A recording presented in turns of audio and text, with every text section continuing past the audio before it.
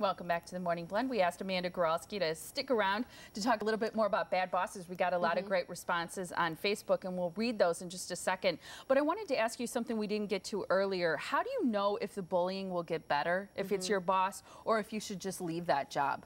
If you are coming home from work and you're almost in a depression type state where you are sleeping, you're exhausted, you're emotionally drained, you go to work and you live in fear every single day, like, okay, am I going to get fired today? Am I going to get called in and get screamed at? If you're truly living in fear every single day that you go to work and you have no self-worth and you feel like you're not good at your job when you are, you really need to get out, because now it's affecting you more than just your work. It's truly affecting who you are as a person. And I think all of us have either been bullied or have seen someone that's bullied in the workplace, and you want to reach out to them and kind of shake them and say, look what this is doing to you. Like, you sleep all the time, and I know you as an outgoing, very energetic type of person, and you're falling into this depression state because what's happening at work. Is there ever an opportunity that you should take to talk to that boss's superiors, or is that a bad idea? It depends on the situation. I mean, there is no really like cookie cutter tool that I can give someone and say, okay, if you work for a bully boss, this is what you should do. Yes, if you have a really good relationship with HR and you're comfortable with them, and HR isn't on the bully boss's side, because a lot of that can happen as well, feel free to go to them and say, this is what I'm experiencing. Can you help me? What are the things that I should be doing? But again, if there is a strong bully boss in the work environment, chances are everybody is fearful. And if you do take it higher up, they may call you in and say, call the bully boss in and say, hey, Amanda just came and talked to me about your attitude. She's disloyal to you, fire her.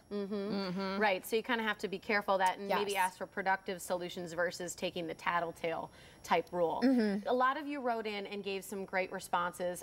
Sandy said she had a boss who once told her that even though it was company policy she could take time off to go to a funeral, the boss said she could take no more than 1 day. Now, one thing I think it's interesting is all of these responses were that the woman was a female, or the boss was a female. She said the reasoning her boss gave her is that funerals aren't really that important and people put too much emphasis on them, and then came back to say, I didn't even go to my own uncle's funeral. So she basically said, no, you can't. You can but then again, that is someone that is trying to micromanage and control absolutely everything that you do based on how she feels. Well, I don't think they're important, so I'm only going to give you 1 day. Well, just because you don't think funerals are important doesn't mean that I don't think that they're important. And the company policy is 3 days. You know, I mean, but again, she's showing her power over them and saying company policy might be this, but guess what? I am the boss and I'm telling you 1 day and 1 day only.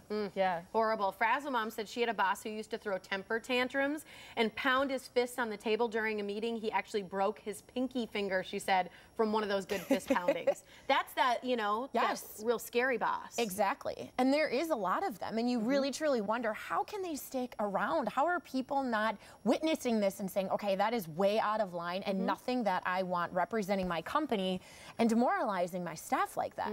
Here's what Chris said. This gets to the first type of boss you described earlier. She said when she was in Green Bay, she had a boss who wanted to be her best friend because her previous one at work recently had moved. I believe that the boss is the boss, and to be a best friend, cross the line. You can be friends with your boss. Oh, absolutely. But they're looking for, again, someone to come onto the dark side and to be that ringer in their circle of friends that is always going to get them back and is going to go out and give them the information that they need to belittle someone even more.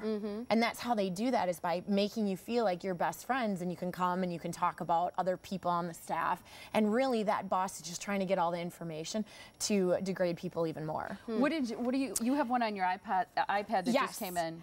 Jane just wrote in about her bully boss, which was a woman, and she considered herself to be a people person, which again, they've got an inflated sense of really who they are and what's going on.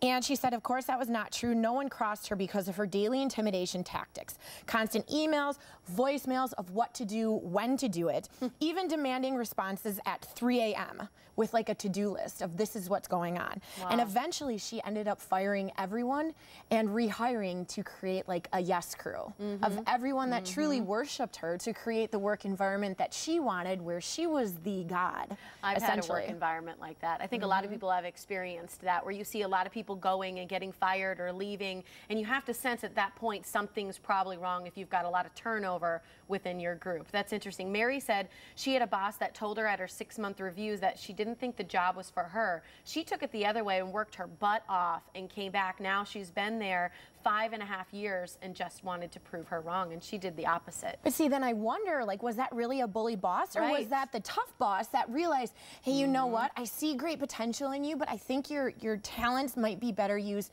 somewhere else. And then she stepped it up to now be a phenomenal employee. So I would almost question that is just being a tough boss that wants to push you to be the best that you can be over like a toxic boss. Using that reverse psychology. Yeah, important to know the difference too. Good stuff, Amanda. Yeah, Thank you so so much. much. You're welcome, Good ladies. conversation. And we'll be right back. Stay with us.